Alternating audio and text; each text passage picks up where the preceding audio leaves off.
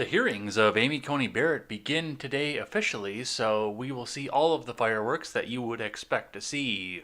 President Trump holds a rally in Florida, and then he's going to go back and hold another one. Different news outlets have different opinions as to where the end of the COVID-19 pandemic is, so we'll talk a little bit about both sides of that. And Hollywood and the mainstream media have the dumbest take on Gal Gadot. I'm Jay Edgar, and this is Contemporary.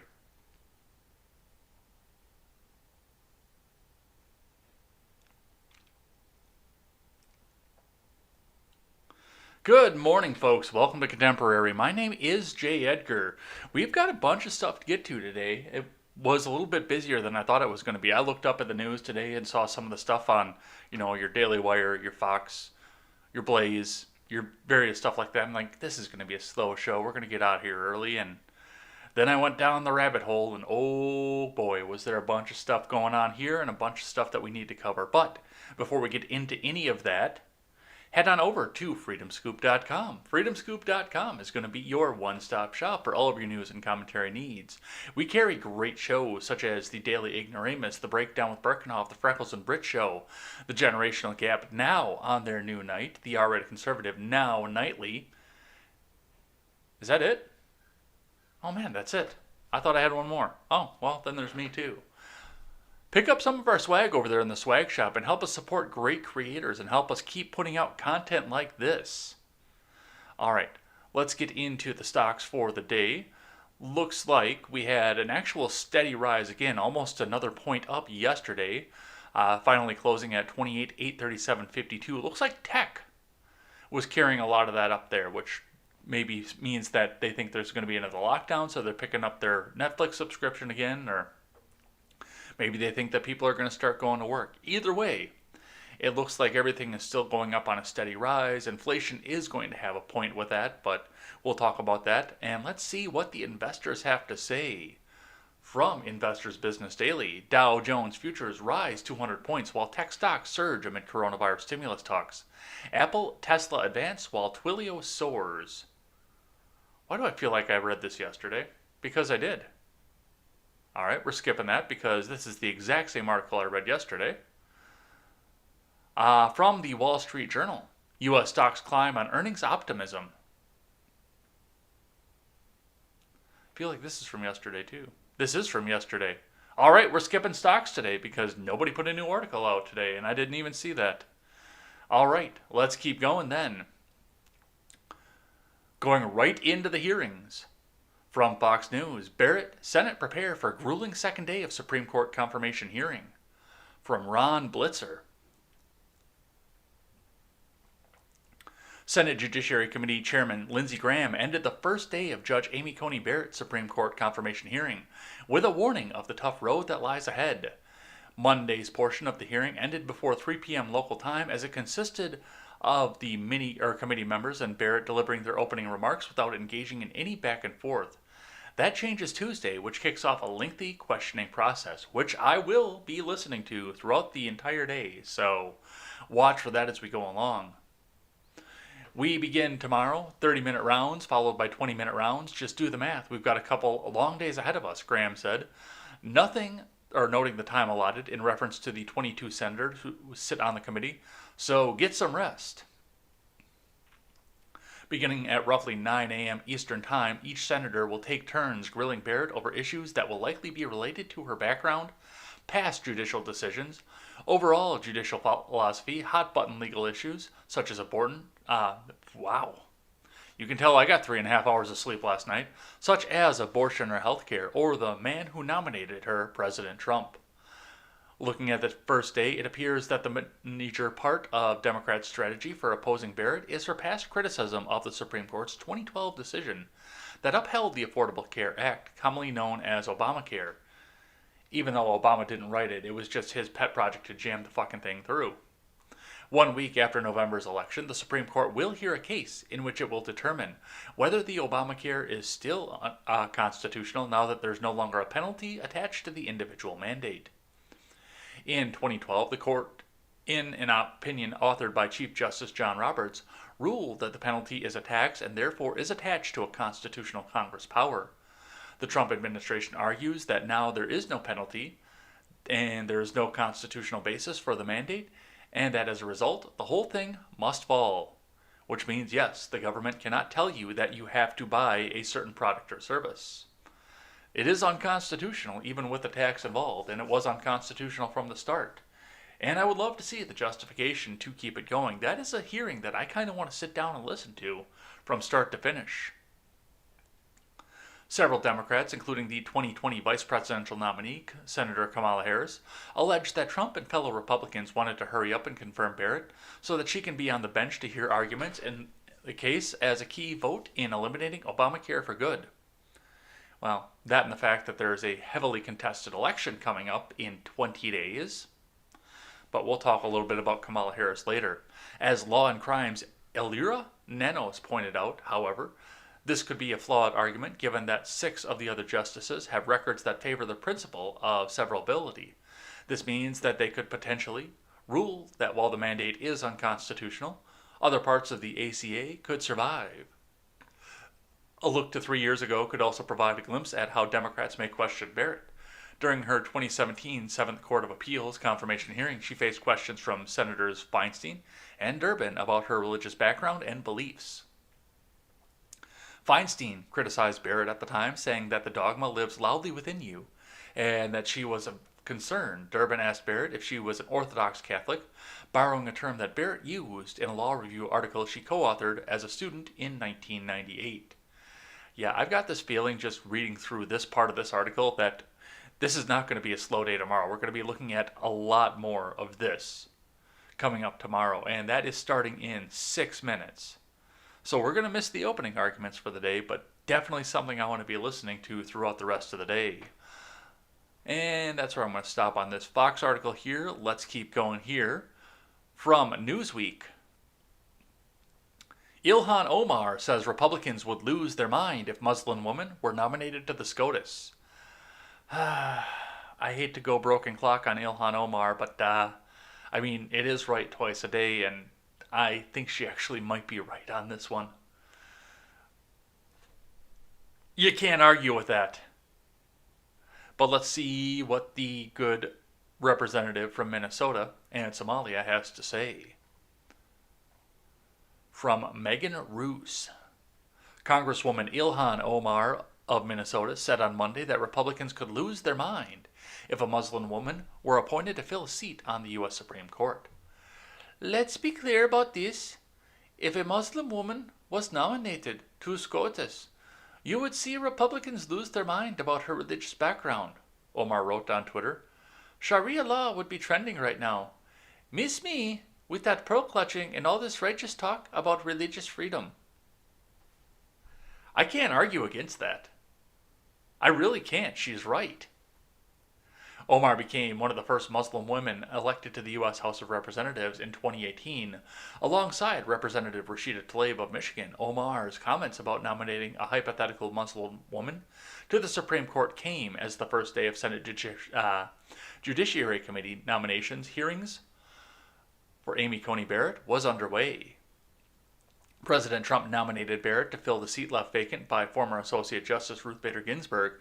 After Ginsburg died last month, Barrett's nomination drew quick backlash from the Democratic lawmakers, concerned about what the conservative judge's confirmation would mean for the ACA and the future of abortion rights in the U.S., not to mention the fact that there's a contested election coming up, and with a 6-3 court in potentially Trump's favor at this point, anything that they try to challenge for here on out is probably not going to go well for them.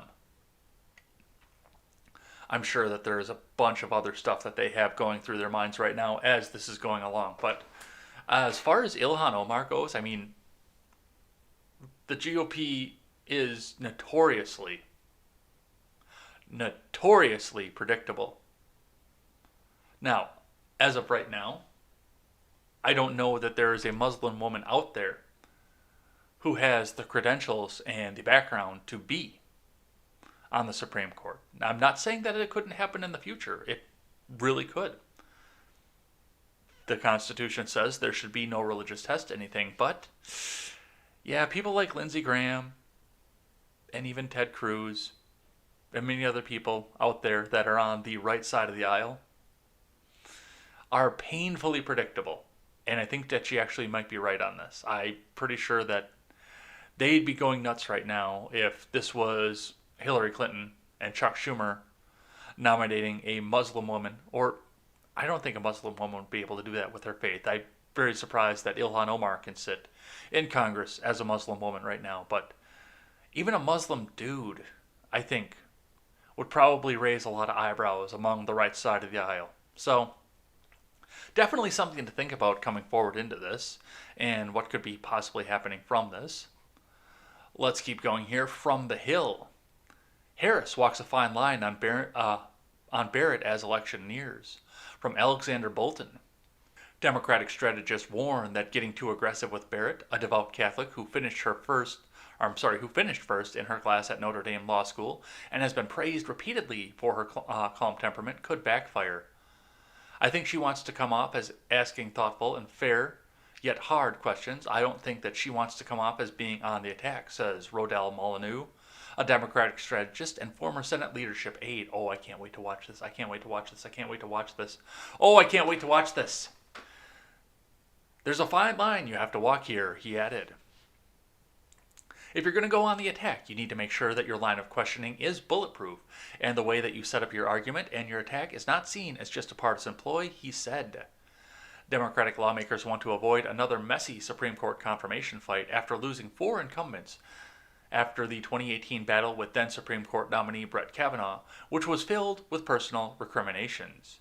The battle 2 years ago energized Republican voters in red states, and at least 2 Democrats, Senators Claire McCaskill and Joe Donnelly, lost that fall in part due to the backlash. Senator Joe Manchin, who narrowly won re-election in 2018 after voting for Kavanaugh, called the episode a fiasco. Harris, who, with Biden, has a 10-point lead over Trump and Pence, will be careful to avoid a lightning rod moment that can become a rallying cry for the right. Democrats also want to avoid the mistakes made during Barrett's confirmation hearing for a seat on the 7th Circuit Court of Appeals when 3 senators asked or mentioned Catholic faith, and Senator Dianne Feinstein famously told the nominee, "The dogma lives loudly within you." Oh, I can't wait to watch this. Oh my God, I cannot wait to watch this. I cannot wait to watch and listen to this while I'm working today because, my God, I can't wait to see if they make asses out of themselves. This is going to be a good one, and I almost regret missing the opening arguments yesterday, but I mean, I was in bed for most of the day sick. So we will see what happens to this, but I am fairly excited for this. All right, let's keep going here. From the Blaze, Ocasio-Cortez says Republicans would reject Jesus Christ if he came to the floor of Congress. From Carlos Garcia, firebrand socialist Democratic Representative Alexandria Ocasio-Cortez of New York made a bizarre accusation against Republicans during the first day of the confirmation hearings for Supreme Court nominee Amy Coney Barrett. Ocasio-Cortez accused Republicans of religious hypocrisy when she made the claim from her social media account on Monday, where she makes policy but somehow it's wrong that Trump does it. "Sick and tired of Republicans who co-opt faith as an excuse to advance bigotry and barbarism," tweeted Ocasio-Cortez. "Fact is, if today Christ himself came to the floor of Congress and repeated his teachings, many would malign him as a radical and eject him from the chamber," she claimed, without evidence. She added on a video from liberal news outlet of her comments excoriating Republicans during a House oversight hearing in February on religious freedom. "Sometimes, especially this body, I feel as if Christ himself walked through these doors and said what he said thousands of years ago, that we should love our neighbor and our enemy, and we should welcome the stranger, fight for the least of us," she said in the video. "He would be maligned as a radical and rejected from these doors." Ocasio-Cortez went on to retweet another rhetorical attack on religious conservatives from her colleague Representative Ilhan Omar, a Muslim member of Congress. Let's be clear about this. If a Muslim woman was nominated to SCOTUS, you would see Republicans lose their mind about her religious background, Omar tweeted. And yeah, unfortunately, broken clock. Because just like we saw 2 articles ago, just like I said then, yeah, they probably would. They probably would. So that's what we have up off of this. I cannot wait to sit down and watch the rest of this hearing. I almost, given what I just read off this article and the Newsweek one from earlier, wish that Omar and Cortez were both in the Senate, because, my God, to see them go after Barrett would mean the end of the Democrat Party as we know it. I mean, yes, I've admitted that Omar was right for once on her allegations against the GOP, but that doesn't mean that she wouldn't make a complete ass out of herself in these hearings. God, I wish I could see that. But we will see what happens with that. Let's keep going on. From USA Today, I feel so powerful, Trump hits the campaign trail in Florida for the first rally since COVID-19 diagnosis. From David Jackson. Faced with a daunting new political environment, President Trump returned to the campaign trail Monday as he proclaimed himself healthy and took to the podium maskless at a Florida rally just a week and a half after testing positive for COVID-19. I don't have to be locked up in my basement, and I wouldn't allow that to happen anyway, Trump told supporters at Orlando Sanford International Airport, his first big campaign rally since getting sick with the coronavirus. Trump hit the stage with a new political challenge as well. A string of polls show him trailing Democratic challenger Joe Biden both nationally and in key battleground states like Florida. Oh, man. With the progressive wing in full control of the Democrat Party right now, I cannot see a universe where Florida goes Biden. I can't see it. It's possible, especially with the mail-in voting and everything else, because they're pulling out all the stops to make sure it happens. It's possible. But given the fact that we just read about last night Schumer dumping $5 million into Michigan over a Senate seat, I don't see Florida going Biden. I might be wrong on this. There's a good chance that I'm wrong. I mean, the Twitter handle is in the description below. Tweet at me if you think I'm wrong, or throw it in the comments. I do read the live chat after the show. So throw it in there if you think I'm wrong, but I don't see Florida going that way. I can't find a universe with all the Cuban immigrants looking at the progressive wing of the Democrat Party voting for Biden. I can't see it. Let's keep going. While claiming himself cured of COVID, Trump also asserted he is immune from the virus moving forward, though some medical professionals said there's no guarantee of that. Now, they say I'm immune. I just feel so powerful, Trump said. I'll kiss everyone in that audience. I'll kiss the guys and the beautiful women, and I'll just give you a big fat kiss, the best kiss, the greatest kiss. Trump also returned to the familiar themes attacking Biden and the Washington establishment, talking up the stock market and the Supreme Court nominee, Amy Coney Barrett, and savaging the media for reporting on his illness. He pledged to have new COVID-19 vaccines soon, though doctors said they're still months away. As for that wasn't Trump voice. I don't know why I tried to do that in Trump voice. As for more recent events, Trump said the new polls showing Biden expanding his lead are fake and continued to attack mail-in voting as potential fraud. After speaking for only 18 minutes at a White House event on Saturday, Trump's comeback rally lasted a little more than an hour, close to his normal length. The Florida trip, which will be followed this week by rallies in Pennsylvania, Iowa, and North Carolina, also took place amid continuing questions about the president's health. In a statement released a few hours before the Florida rally, the presidential physician, Sean Conley, said Trump has tested negative for COVID-19. On consecutive days, he didn't say which ones or how many, and the president is not infectious to others.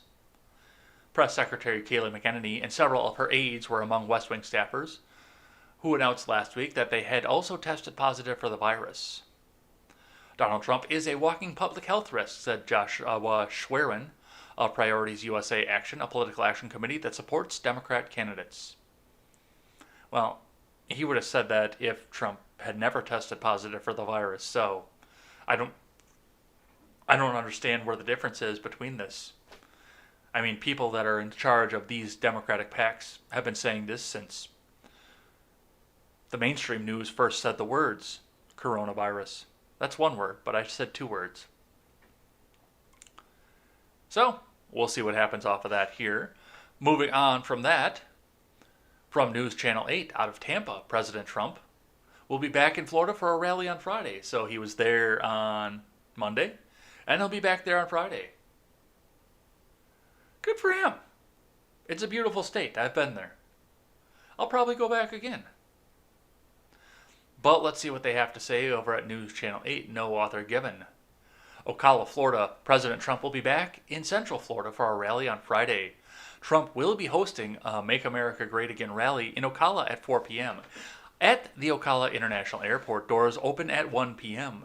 The president held a rally at the Orlando Sanford International Airport Monday evening. The news comes as Democratic presidential nominee Joe Biden has a slim edge over President Trump in Florida, according to a news station Emerson College poll that came out on Monday. Among likely voters polled in a sample of 690 Florida residents, 50% said they would vote for Biden if the election were held today. Just over 47% said they would vote for Trump, with 1% responding they would vote for someone else and 1.8% saying they remain undecided. Among those undecided, the majority said they would vote for Trump if they had to choose, further closing the gap between the two candidates. So that's where he's back, or he was there on Monday. He'll be back there on Friday. North Carolina, Iowa, traveling around, going to see everybody, trying to get as many rallies in before the end of the year as he can. And good for him, because they have not allowed him to go up and debate, and he needs to get his ideas out. And if Biden doesn't want to stand up on the stage and try to rebut his ideas, or at least say, "Shut up, man, you're a clown," then so be it. All right, let's keep going. From Fox News, Biden repeats gaffe that he's running for the Senate. Appears to not remember Mitt Romney's name. Yeah, nobody gives a fuck about Mitt Romney anyway. From Joseph A. Wolfson. Joe Biden raised eyebrows yet again Monday for remarks that he made on the campaign trail. While briefly taking questions from reporters en route to a campaign event in Ohio, Biden was asked if Judge Amy Coney Barrett's faith should be considered during her confirmation to the Supreme Court, something that Democrat nominees flatly rejected. However, as part of his explanation, he recalled a time when he got in trouble regarding the question of someone's faith. You may remember, "I got in trouble when we were running against the senator who was Mormon, the governor, okay, and I took him on," Biden said. "No one's faith should be questioned." The governor was then former Massachusetts Governor Mitt Romney, the Republican nominee for president against Barack Obama in the 2012 election. Romney was elected Utah Senator in 2018 because he's a carpetbagger and he moves around to wherever the political winds take him. But of course he wants to be off in Utah because over there he can have 25 wives or something. Something weird like that. Later on, while closing his stump speech at a campaign drive-in event in Toledo, Biden touted America's ability to come out of a national crisis stronger than it was coming in. "You know, we have to come together, man. That's why I'm running. I'm running as a proud Democrat for Senate," Biden said. When I ran as a proud Democrat for vice president, I'm running as a proud Democrat for president. But I promise you this, I will govern as an American president," he said, forgetting the fact that he picked Kamala Harris to be his running mate. President Trump mocked Biden's recent gaffes on Twitter because that's what he does. He goes to Twitter. He says he doesn't drink. He does say he doesn't drink. But every tweet that I see like this one just screams drunken Twitter rant. Every time. "Sleepy Joe Biden had a particularly bad day today. He couldn't remember the name of Mitt Romney and said he was running for the U.S. Senate and forgot what state he was in. If I did any of this, it would be disqualifying with him. He's just Sleepy Joe," Trump exclaimed. This isn't the first time Biden accidentally told supporters he was running for the Senate. Back in February, at a Democratic event in South Carolina, he misspoke about which office he was seeking.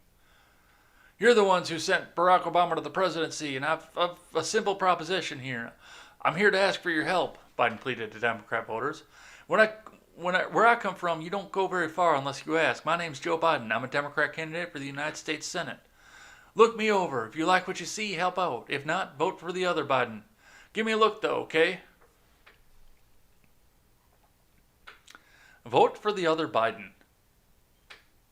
Yes, that is what the person who was leading in the polls had to say on top of the fact that he was able to quarantine because a black woman was stacking stuff on the top shelf.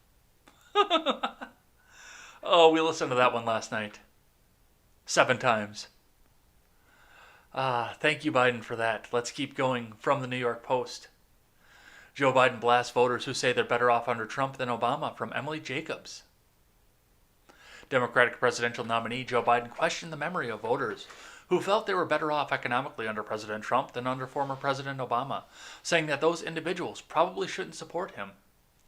Speaking during an interview with local station WKRC in Cincinnati Monday, the 2020 Democrat made the remarks after being asked about a recently released Gallup poll, which found that 56% of voters felt that their financial situation improved under President Trump's administration.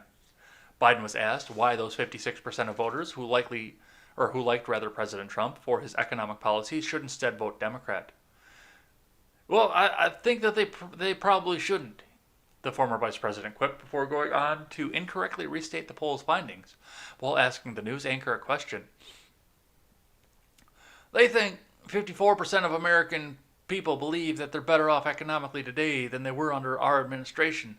Well, their memory is not very good, quite frankly, Biden continued in his rebuke. Alright, so if you're watching this over on Periscope, tweet at me. Otherwise, if you're watching in one of the other mainline platforms, put it in there, into the comments, because I want to hear from you guys. Are you better off right now than you were under Obama? I really want to know that. Is your life better? Mine is. Under Obama, for up until like the very last year of the Obama administration, there was no chance of me finding work or a job or anything. I'd go to work for 30, and I know a lot of people are like this too. You'd go to work for 30 days at a place, either that or you take an absolute temp position and hope and pray that you got picked up for it, but you went to work for 30 days. And I said, oh, you know what? No, yeah, you're going to cost me in healthcare, but I mean, thanks for doing what you did for 30 days. That was awesome, dude. Head on out of here. Pack up your tools and go. For 8 years, I just put up 4. For 8 years. 8 years of that bullshit. And yes, as of right now, under Trump, yes, he re-signed the Patriot Act. He renewed that. Yes, he spent us into oblivion, but I mean, I am personally better off. I'm still not going to vote for the guy, but I'm not going to vote for Biden either. But I cannot sit here and say that I am worse off than I was under Obama. So, apparently my memory is not as good as Joe Biden would like it to be, but thanks for that, Joe Biden. The Democratic presidential hopeful went on to slam his 2020 rival, President Trump, before encouraging both their supporters to get out and vote.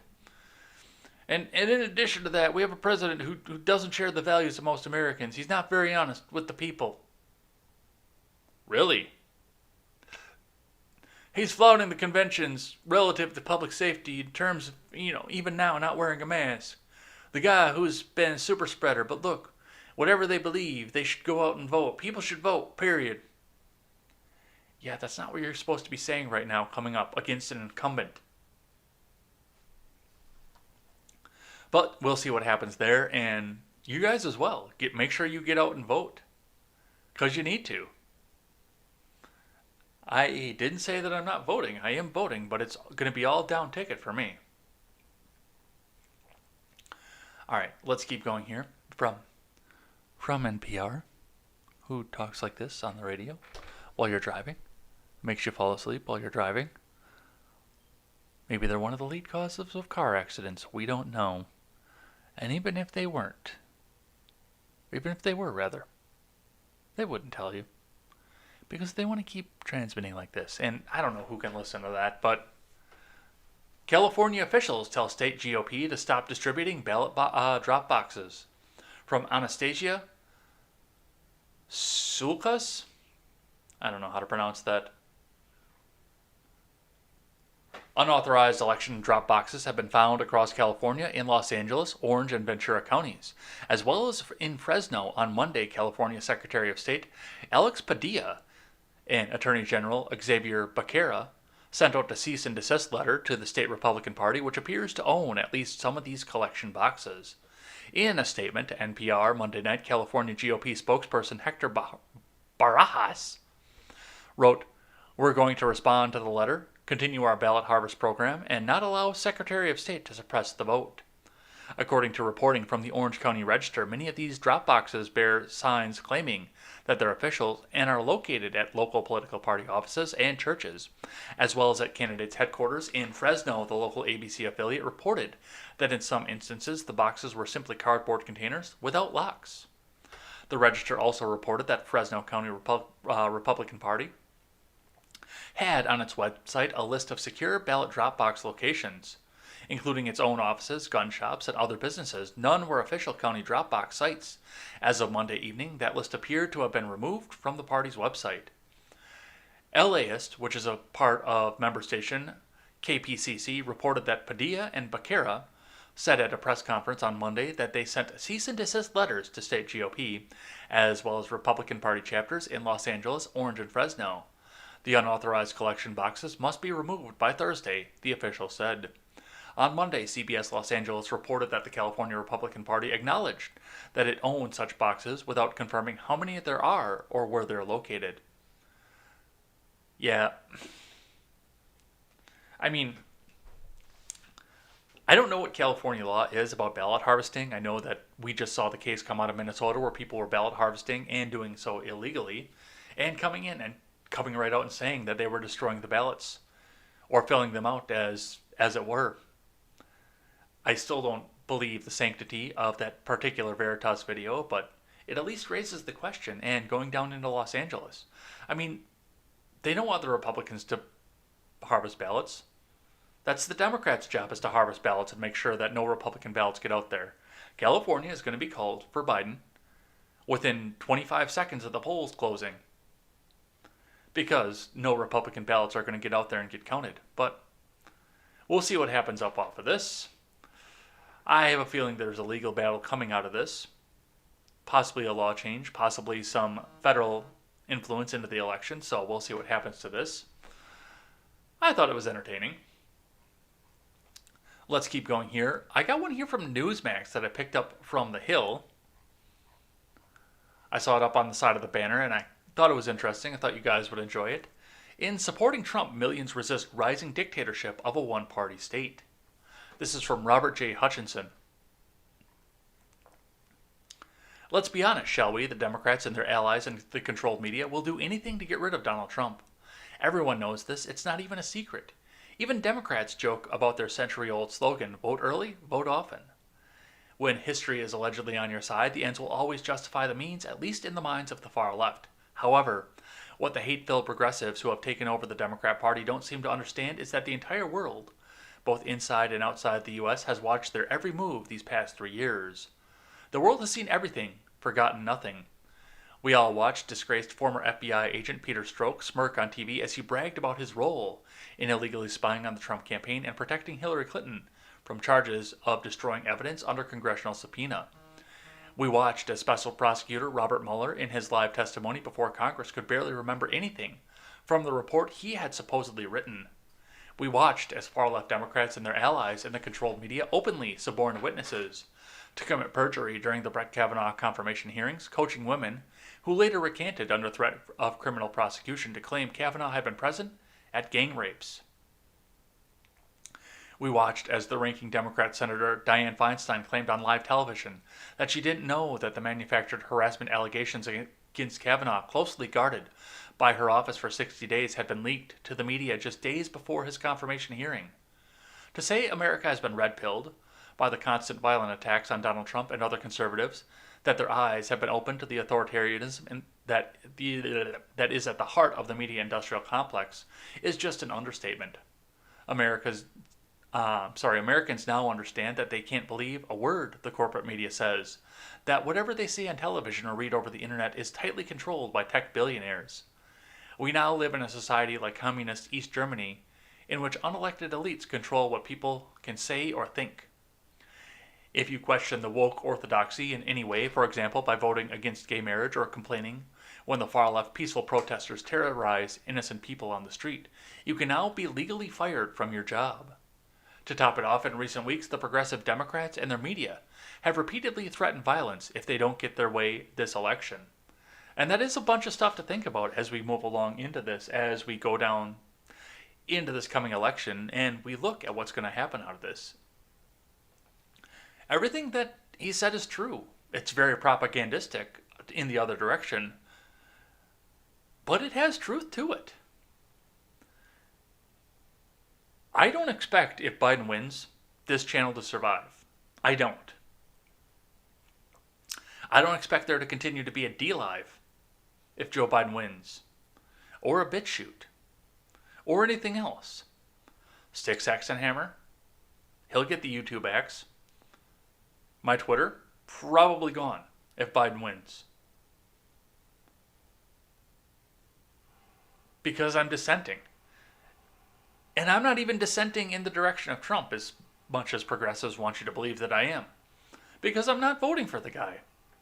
I can't. He renewed the Patriot Act. I can't vote for Trump, but even if I'm not voting for anybody, I'm still somehow a Trump supporter. So, yeah, everything that's in this article is true, and this all does worry me going forward. So, a lot of stuff to think about with this. And once again, I don't know what's going to happen in November and the weeks that follow as we go forward and fight about who won the 2020 election, because it is going to be a bitter and brutal fight, because one party wants to have control over everything. They want to have that authoritarian party. They want to have that one party rule. One party to rule them all. So definitely something to think about as we go into the election. All right, next one here from Forbes. This is, if you were watching last night, Elaine put this article up and realized that people were calling Trump a libertarian. So I wanted to take a second and read this and talk about it with you guys. Trump includes student loan forgiveness in latest stimulus proposal, signaling its broad appeal, from Adam S. Minsky, Esquire. President Trump has offered to forgive some student loan debt as part of a new $1.8 trillion stimulus proposal to House Democrats, indicating how rapidly the idea of canceling student debt has gained broad bipartisan appeal. Trump's latest attempt to revive stimulus talks comes after he abruptly pulled the plug on congressional negotiations last week. The administration is now proposing that $25 billion of the $1.8 trillion package be dedicated to student loan forgiveness. This figure represents only a tiny fraction of the estimated $1.7 trillion in outstanding student debt, indicating the effort would have a small impact if enacted. The administration did not make clear how it proposes to allocate the $25 billion, nor did it specify who would be eligible for student loan forgiveness. While the offer is relatively small, the overture is an indication of how the concept of student loan forgiveness has rapidly gone mainstream. Widespread student loan forgiveness has evolved during the last several years from the fringe idea to a serious policy initiative with increasing support by elected officials. And the public backs the concept. A recent poll conducted last month by Data for Progress found that 67% of respondents, including 58% of Republicans, support some form of widespread student loan forgiveness. Whether it is universal, tied to income, or based on specific program eligibility, only 26% of respondents said student loan debt should not be forgiven. President Trump's offer does not go nearly as far as other proposals put forth by Congress Democrats. House Democrats passed a $3.4 trillion HEROES Act in May, which would have also extended the CARES Act student loan payment and interest suspension to September 30th of 2021 and expanded those protections to include commercially issued FEAL programs, federal student loans, and Perkins loans. The bill also included $10,000 in across-the-board student loan forgiveness for borrowers experiencing economic distress. Meanwhile, Senator Elizabeth Warren and Senate Minority Leader Chuck Schumer introduced a Senate resolution last month calling for $50,000 in across-the-board student loan forgiveness. And my big question, of course, is what happens to the people that did it right, that paid it off, and where does that money come from? I have student loans. They suck. Because, there's nothing you can do about it. in spite of the fact that as soon as I got out of school, there were no jobs to be had. And I spent 6 years in the gutter. In spite of that, I still know that I signed a promissory note, and I have to make sure that they get paid back. Because I took the money out. It's not a burden of the taxpayer. It's a burden of myself for going and getting the education, which was largely worthless anyway at the time, and I look back and realize that, but I signed the promissory note, and I need to make sure that it gets paid.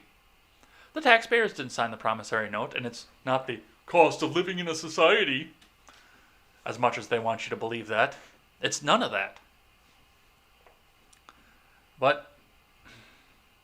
And I do feel like this possibly could alienate Trump from his base, because a lot of people in the base either didn't go to college or have their student loans paid off. One or the other. A lot of them already have. So definitely something to look forward into this, and this could definitely be an election issue coming up. Definitely something to see. All right, let's keep going here from the Daily Wire. Beautiful moment the mainstream media won't report on. Candace Owens' Brexit event ends with a national anthem singing from Amanda Prestigiacomo. After an estimated 2,000 plus people marched in Washington, D.C. as part of the Candace Owens-funded Brexit movement, one of the members led demonstrators in the singing of our national anthem, a moment Owens said comes in stark contrast to the left-wing Black Lives Matter movement. Black Lives Matter protests end with rioting, looting, and the destruction of minority communities, Owens captioned. The video of the anthem singing. Brexit protests end with 2,000 plus Black and Latino Americans singing the national anthem. The conservative author and pundit also noted that the moment would be ignored by the mainstream media. This is a powerful moment the mainstream media won't even report on, she wrote. Adding an American flag emoji, Owens concluded the post, "I'm so proud." As shown in the video, demonstrators belt out the Star-Spangled Banner before watching or breaking out in USA chants. Let's have a listen.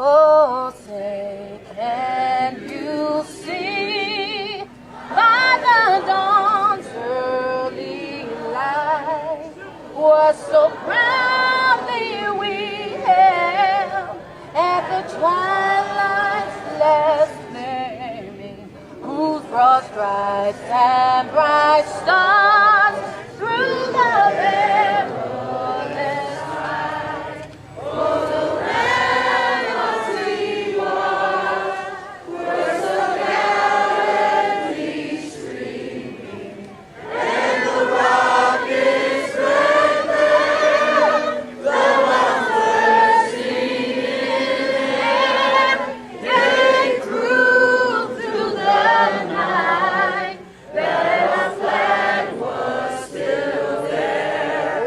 Oh, say does that star-spangled banner yet wave?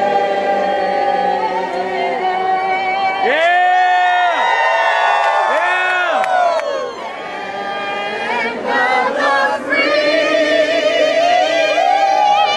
and the home of the brave.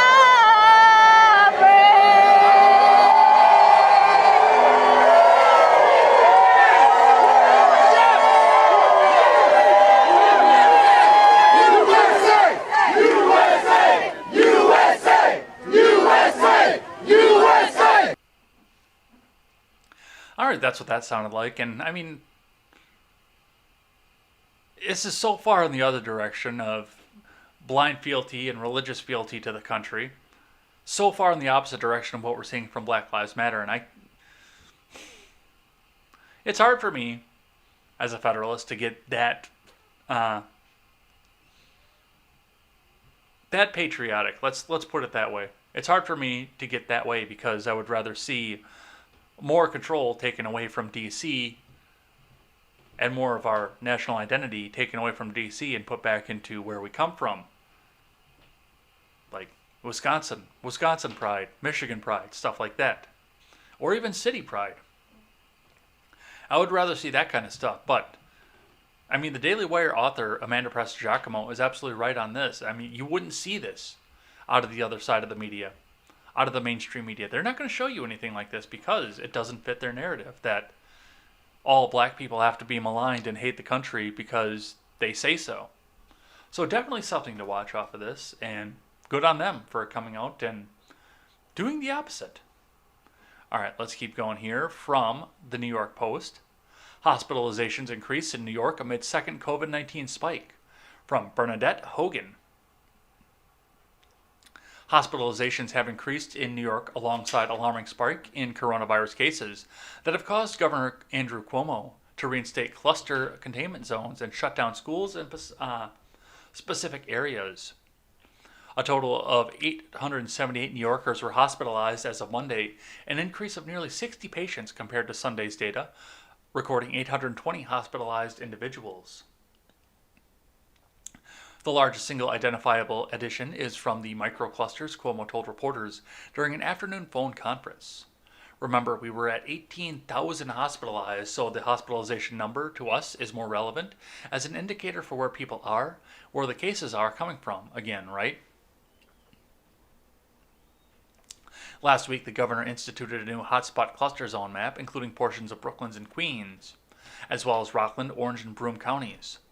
Red, orange, and yellow zones have been set up where positive virus infection rates have ballooned into double digits, blowing past the Empire State's cumulative statewide infection rate that had been hovering around 1% for several months. Restrictions in these areas include temporary school closures as well as closures of non-essential businesses like restaurants and gyms, and are set to last for the next 2 weeks, after which they will be re-evaluated. Cuomo has reminded reporters during the conference calls that infection rates in hotspots are so high partially because the state has been oversampling or overtesting in those areas. The statewide infection rate recorded as of midnight is 1.1%, but the independently cluster zones have a combined 3.7% positivity rate. Testing tells you where the cases are. Hospitalizations tell you where the serious cases are. And that's why we track the hospitalizations in the way that we do, he said. In New York, it's a microcluster, and we're going to be doing more of this wherever we find a concentration of cases. Relative to our norm, that's a microcluster. New York State has hotspots, which is a term we used in the state, but it's not nationwide. A hotspot, it's nationwide. A cool spot compared to where other states are, right? And it's because we're in this diligent to keep the number down, he said. So they're out there saying that and in New York too, you do have to keep in mind that they are literally living up on top of each other. So I do see feasibility to the fact that yes, they could possibly very well be out reinfecting each other, having new people out there getting infected that normally wouldn't have been infected. And I mean, for 878 New Yorkers hospitalized as of Monday, compared to the 18,000 that they cited in this, if it's a second wave, it's a little one. But something definitely to watch more because the election's coming up, and we will see what's happening with that. All right, coming up here from the Daily Wire. New York Times experts confident that pandemic to be over far sooner than expected. Trump efforts working with remarkable efficiency, from Ryan Saavedra. A new report from the New York Times, a former newspaper, indicates that experts have genuine confidence that the coronavirus pandemic will be over far sooner than originally expected, and that President Trump's Operation Warp Speed, the administration's effort to facilitate and accelerate the development, manufacturing, and distribution of vaccines, therapeutics, and diagnostics, has been working with remarkable efficiency. The report, published on Monday, comes with just over 3 weeks left in the presidential race between Trump and Biden. Events have moved faster than I thought possible. I become cautiously optimistic, the New York Times science reporter Donald McNeil wrote. Experts are saying with genuine confidence that the pandemic in the United States will be over far sooner than they expected, possibly by the middle of next year.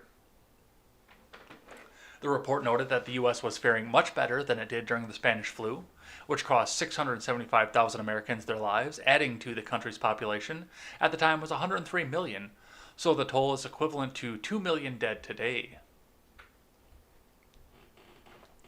The report noted numerous positive developments that have come along the way as the U.S. battles the pandemic, ranging from the average age of those being infected being significantly younger now than at the start of the pandemic to nursing homes becoming better at protecting their patients.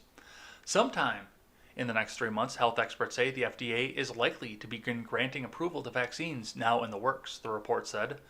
Despite the chaos in day-to-day politics and the fighting over issues like masks and lockdowns, Operation Warp Speed, the government's agreement to subsidize vaccine companies, clinical trials, and manufacturing costs, with money that they don't have, appears to be working with a remarkable efficiency, which has put more than $11 billion into 7 vaccine candidates, and the FDA has said it will approve any one that is at least 50% effective at preventing infection or reducing its severity.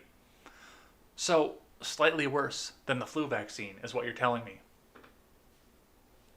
But, I mean, the New York Times is coming out and praising Trump, which means something is definitely wrong in this universe at this point. Something to watch for. The New York Times is saying that it could be over at the end of next year. I think it's going to be over on November 4th. That's just me, though. That's just the cynical side of me that has been watching this for 3 years and slowly getting more and more black-pilled. Alright, I've got just a few more here, and then we will do Twitter trending for the day. From the Blaze, nursing home residents stage heartbreaking protest outside facility. Rather die from COVID than loneliness. From Sarah Taylor, residents of a long-term nursing and rehab facility in Colorado organized a protest against the state's COVID-19 restrictions on Thursday. According to KCNC-TV, the protest took place at Fairacres Manor in Greeley. The station reported that many of the facility's residents, many of them in wheelchairs, stood outside the facility and held signs that read, "Rather die from COVID than loneliness. Give us freedom, prisoners in our own home, and more." In a statement, Ben Gonzalez, assistant administrator at the facility, said that Fairacres residents are not happy. They want to be able to hug their grandchildren. They want to be able to hold the hands of their loved ones, he said. And there's your peaceful protest. Resident Council President Sharon Peterson, a 75-year-old woman, told the outlet that she and other residents are desperate for a change. "We used to be lucky here at Fairacres to show each other what we mean to one another, and we cannot do that anymore," Peterson said. Fairacres follows the rules, and with that, they think that they would keep us safe while being able to be with our families again. Peterson, who helped organize the demonstration, said that the protest was necessary because one thing we have to look forward to is a simple hug. "It gives us meaning," she said. "Fairacres needs to be commended on how well they have cared for all of us, but it's time for our voices to be heard." Gonzalez said that several staff members joined those at the protest and pledged that the staff wants residents to know that their voice does matter. Gonzalez also said that Fairacres staff and residents sent letters to the Colorado Department of Public Health and Environment, as well as Governor Jared Polis's office in August, begging for the rules to be relaxed to permit physical contact. Gonzalez said that no one received a response to the inquiries. So, yeah, the people are done with this. They want to see their families. They just want to get on with life. At 75 years old, the nursing home residents have seen this as an acceptable risk. That's time for them to get back out there. So, to let their families come in, to let their families hang out with them, to hug them, to hear the stories of their grandchildren. They want this to happen. But instead, they're sitting in nursing homes alone, nobody coming to see them. So, good on that. From the New York Post, judge sides with Wisconsin Governor Tony Evers' mask mandate report. So, here on my end of the woods. A judge upheld Wisconsin Governor Tony Evers' executive order that makes masks mandatory for residents during the coronavirus pandemic, according to a report. Plaintiffs Derek Lindu, John Kraft, and Brandon Whitaker challenged the Democrat governor's move to declare a state of emergency 3 times during the pandemic, claiming he exceeded the 60-day limit for such declarations, Law and Crime reported. The 60-day limit provides an important check against runaway executive power, but it does not prevent the governor from issuing new executive orders when the emergency conditions continue to exist, Polk County Judge Michael Waterman wrote in his decision from Monday denying the plaintiff's bid for a temporary injunction. The legislature can end the state of emergency at any time, but so far it has declined to do so, the judge noted of the Republican-controlled body. Yeah, they're playing politics at this point. And I'm going to come out and tell you that right now. They are playing politics. They want you so pissed off at Evers that he is continuing to do this. And he just threw another one out there that says 25% capacity until 3 days after the election, November 6th. And you tell me that this isn't playing politics. The legislature and the governor are all playing politics with each other. And in my state, I'm going to make the call to those of you watching in the state. It's time to get rid of all of them. Because they're doing nothing but playing politics with you. Whether you believe in Evers or you believe in Robin DeVos, the Speaker of the Assembly, whether you believe in either one of them, whichever way you believe, they aren't doing nothing but playing a game with you, your livelihoods, the business you helped to build, and even your homes in some conditions. So keep that in mind when you go to the ballot box. Keep that in mind. So we'll see what happens off of this, but yes, the mask mandate continues. So the 60-day limit that limits runaway executive power, according to the Polk County judge, is encouraging runaway power. All right, I got just 3 more here, then we'll do Twitter trending, and we'll head on out of here for the day. From the Blaze, 11-year-old steals school bus and flips off the police during a high-speed chase in Louisiana, police say. Wow. You try to have a high-speed chase in a vehicle who's governed at 65 miles an hour, because that's where most school buses are, that's what school buses are governed at. I used to work in a bus garage, I know. From Carlos Garcia, social media users documented the bizarre police chase of a school bus that was stolen by an 11-year-old in Baton Rouge.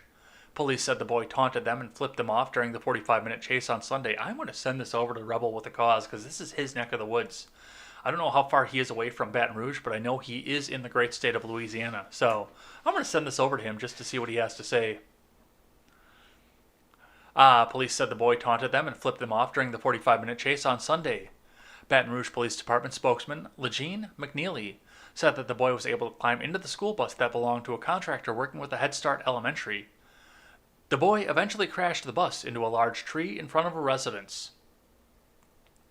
The homeowners said that they were stunned to see police arrest such a young man after the crash in their front yard. It was just unbelievable to see something like that, said homeowner Libby Smith. You just don't think of a 10-year-old driving a bus and being in control of a big bus like that. Police charged the boy with theft of a motor vehicle, aggravated flight, 3 charges of aggravated damage to property, and aggravated assault. He has been charged as a juvenile, and his identity was not released. Yeah, that's probably for the best. Police say that no one was injured in the incident, but that the boy was charged with aggravated assault because, at one point, he allegedly tried to hit another vehicle.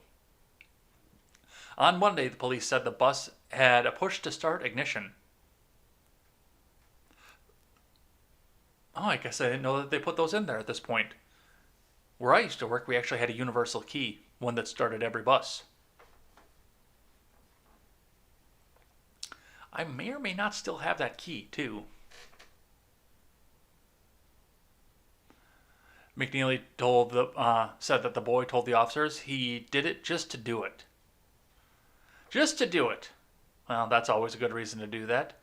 And yeah, buses are governed at a very, very low speed. I think it is 65 or 70 miles an hour. So it couldn't have really been that high of a chase, or high speed of a chase. Now, of course, when you try to do a pit maneuver against a 10,000-pound vehicle with a 2,000-pound Ford Explorer, it doesn't work out very well. But hey, at least nobody was hurt. And you can see the wrinkle of the bus from where he hit the tree. I wonder how fast he hit that too, because he got that wrinkle right up there in the middle of the body section. Which means that we did have some frame damage coming up off of this. This thing is junk at this point, but it's an older one, and I'm betting it's a 7.3, so I'm wondering what's going to happen with that engine, and if I can get my hands on it. Probably not. Probably not going to go down to Louisiana and get it. All right. 2 more. One from Newsweek. Was Cleopatra white? After controversial Gal Gadot casting, experts weigh in, from John Jackson. Soon after news broke that Gal Gadot will portray Cleopatra, a debate emerged about whether the Israeli actress was capable to play the part, but whether a white woman should be playing the Queen of the Nile at all. Newsweek spoke to some experts on ancient Egypt to find out what the prevailing theory is regarding Cleopatra's ethnicity. The debate about what exactly Cleopatra looked like isn't really a new one. Shakespeare dramatically described her beauty, while ancient artwork often depicts her as rather plain. A coin discovered in 2007 from 32 BC depicts her as somewhat homely. On the big screen, she's been played most notably by white women, and glamorous ones at that. Claudette Colbert, Vivian Leigh, and most memorable of all, Elizabeth Taylor. On the matter of her ethnicity, there's still quite a bit of debate. Cleopatra the Seventh was white, of Macedonian descent, as were all of Ptolemy's rulers who lived in Egypt, said Catherine Bard, a professor of archaeology and classical studies at Boston University. Professor Bard's conclusion has long been the most widely accepted thought on Cleopatra's background, which holds that she, like all of Egypt's Alexandria-based rulers, was descended from Alexander the Great's general Ptolemy I Soter. Though there have been some who dispute this claim in recent years, General Kadish, a distinguished teaching professor emeritus of history and Near Eastern studies at Binghamton University, said there's no universal agreement about her ethnicity, but the one unresolved, perhaps unresolvable, relevant issue is who was her mother. We know who her father was, he continued. He was certainly not black. None of her siblings was anything but Greco-Macedonian, as far as I know. Cleopatra's relations with her siblings have more to do with power than ethnicity, and she was her father's favorite. The mother of Cleopatra has been suggested to have been from the family of the priests of Memphis. If this were the case, that Cleopatra would have been at least 50% Egyptian in origin. Betsy M. Bryan, Alexander Budawai, professor of Egyptian art and archaeology at Johns Hopkins University, contends. And I don't really understand why this is such a big deal, to be completely honest. I mean, they're trying to make a black Magneto right now. They're race swapping so many other things. They're trying to make a female Bond, for God's sake. They're changing so much up out of history, and they want to tell a story. And in all honesty, I wouldn't have thought Gal Gadot would have been the ideal person to play a Greek woman from an Amazonian island either, but she did very, very well in the role. Furthermore, I know a lot of people are pissed off that an Israeli woman is playing an Egyptian because she should be dark as night and black because she's African and Egyptian. Well, that's not necessarily the case either, because there was a lot of mixing that went on in that particular region in that particular time, no doubt. And Egypt seems to historically more commonly pull its descendants and its people from the Middle East than from sub-Saharan Africa. So there are a lot of things that are in play with this. I personally kind of look forward to seeing Gal Gadot's portrayal of Cleopatra. I think she'll do great. She's a good actress. But, of course, that's never going to be good enough for anybody as we go into this more and more woke culture that we're going into. All right. Last one, and then we'll do Twitter trending for the day. Denver Patriot rally shooting. Suspect acted in self-defense. Lawyer. From Aaron Steinbuch. And there's the bear mace once again. The security guard investigated in the shooting death of a Navy veteran at a Denver rally acted in self-defense when he opened fire on the right-wing demonstrator, his lawyer said in an interview. Matthew Doloff, 30, hired security guard, is being held in a first-degree murder investigation in the caught-on-video death of Lee Keltner during a Patriot rally that included clashes with Black Lives Matter demonstrators. Local news station 9 News TV had hired the Pinkerton Detective Agency subcontractor to provide security during the demonstration, though he was not licensed to work in that capacity, officials have said. Keltner struck Doloff while holding a can of apparent pepper spray and used the substance against Doloff, who opened fire, images from the confrontation show. Family attorney Doug Richards told the Denver Post that Doloff saw Keltner reaching into his shirt and feared for his safety. I think it's important to recognize that this is someone who, at the protest working to protect First Amendment rights, Richards told the news outlet on Monday.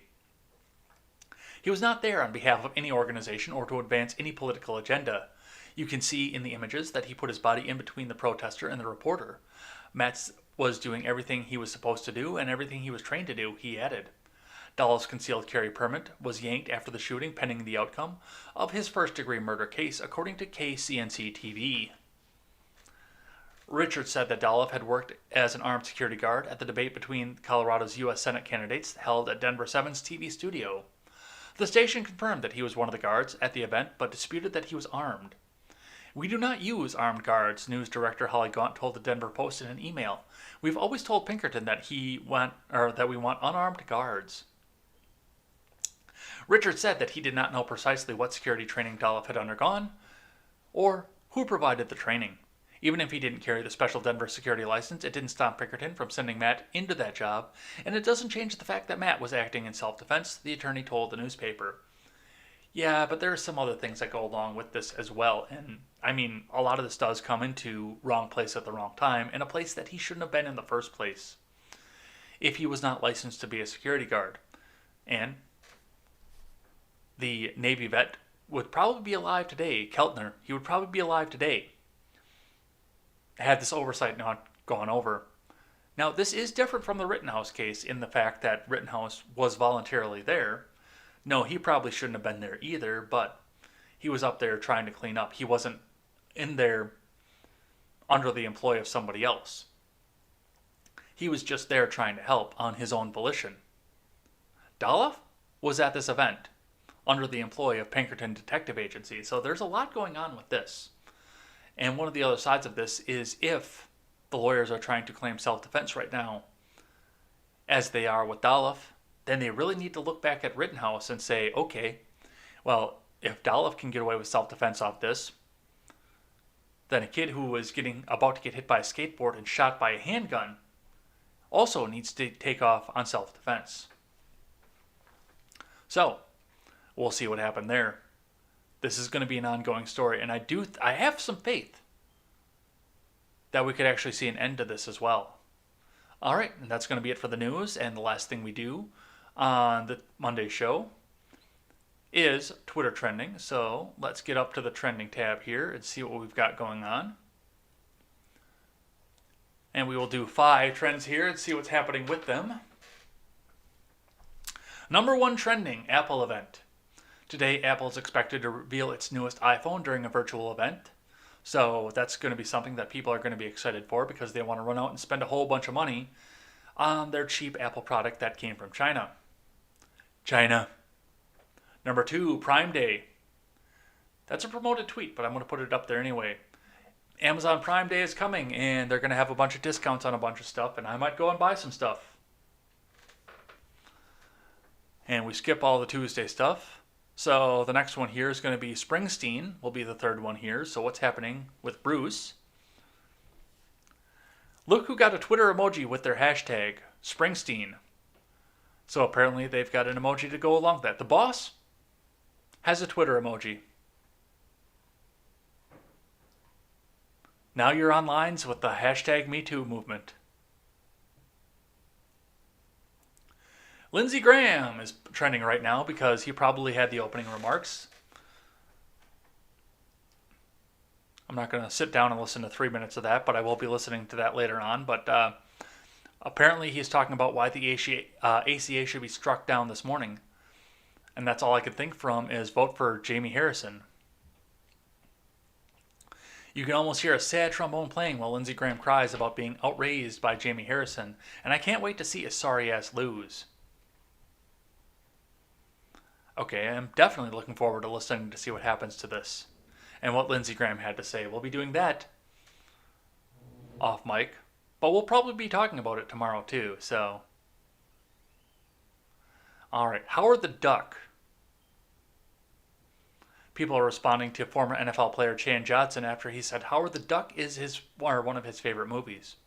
Well, Howard the Duck is a movie, and that means I have never seen it. All right, and the last one here, going back along with the line of the Barrett hearings, Feinstein is trending. Charlie Kirk. This is your daily reminder that Dianne Feinstein knew about the heinous allegations made against Brett Kavanaugh, kept them secret, and then leaked them all to destroy an innocent man's life. So you have no thoughts on the subject, Feinstein condescendingly, stupidly asks, after Barrett has explained a dozen times that as a sitting federal judge, she isn't allowed to say what she would decide on a specific case. Senator Feinstein, does the Constitution give the president the authority to unilaterally delay in a general election under any circumstances? Oh my God. They're going to go down this fucking road too. Jesus Christ. The election's not going to change. And yes, the Constitution doesn't give him the unilateral authority. But there was another article that came up in the Bush years that did. And it was signed into law, and it was renewed and strengthened under Obama. He does have the authority to do it. Under the situation that you guys brought out. He's a tyrant. He's only looking for power. He's looking for any reason not to have the election go. Fuck you. Miss me with that shit. You fucking hypocrites. Alright. And that's going to be it. So, we will be back here tomorrow with more contemporary, hopefully with a little bit more sleep on me today. I have not had insomnia for the most part since we started doing this every morning. But last night I did. 3.5 hours of sleep is not enough to read the news on, but the news stops for nobody, so we definitely needed to sit down and look at this. So I'm looking forward to looking into the chat and seeing you guys tomorrow. Or later on in the week as well. Until then, I'm Jay Edgar, and this is Contemporary.